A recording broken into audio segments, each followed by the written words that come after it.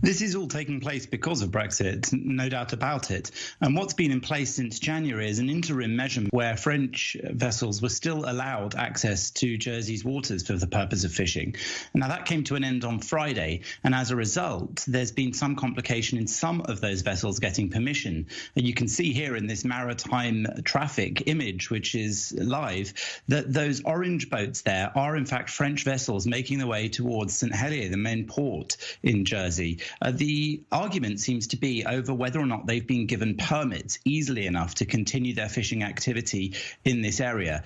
Because Brexit and the agreement between the EU and the UK changed the relationship in relation to fishing rights in those waters, they had to reapply for permissions. Now, 40 of those vessels did, in fact, get that permission, but a further 17 or so have found it hard to get the permission. The Jersey authorities have said it's because they haven't provided enough evidence of historic activity in the area, and that they will extend the period for them to give that necessary data, that historic data. So they say they're being patient and that this is just an issue of getting the right data and information to them.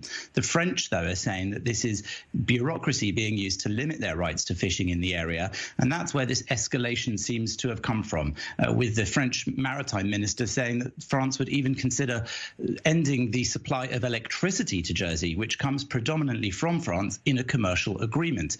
That should seem like a hollow threat, but certainly this game of brinkmanship is one that Britain doesn't want to be seen to blink first in. And that's why these two naval vessels are now being sent to the area. One has already arrived to patrol the fishing waters, something that is standard practice for the Royal Navy. But certainly this is sending a very clear signal to the French from Britain that they don't agree with this idea of a blockade of the port. And now we see this rising to the top level here. The Prime Minister's office, naval vessels deployed. Does this speak to just the economic value of these fishing waters? How important is it? How important economically? Well, during the Brexit negotiations, fishing was one of those issues which seemed to take on a disproportionate amount of attention and time. But this was not just symbolic. There is, of course, economic interest, but it also has symbolic significance because Britain, as an island nation, is one that wants to protect its waterways. And fishing was made, along with the Northern Ireland issue, one of the main debates of the whole Brexit negotiation. So we're seeing here that just because the agreement was put in place and just because Britain has now left the EU, these concerns don't just go away. In fact, they could be getting worse, as we're seeing, because as the new arrangements are put into practice, we're talking about something that took place just on Friday, the end of that buffer agreement, there will be complications like this. And if every time that happens, we see the Royal Navy being put in place or a threat of cutting off electricity to a British Crown dependency island, then things could get quite messy in the future. Is this just part of the growing pains, working out the kinks of what was in some ways a hasty Brexit here, or is this somewhat more serious, as we can tell? Well, absolutely. You might say that it was a hasty Brexit, though for many living in the United Kingdom, the idea of Brexit and the negotiations dragged on and on and on for many years.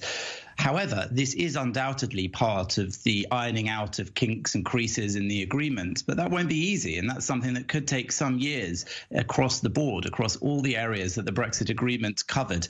So we will see the two countries facing up to each other, but I don't expect to see an escalation of these sorts of problems. In fact, this could be yet another example, as with the vaccines between the vaccine row between the UK and EU, of things sorting out a bit more calmly after the heat has died down.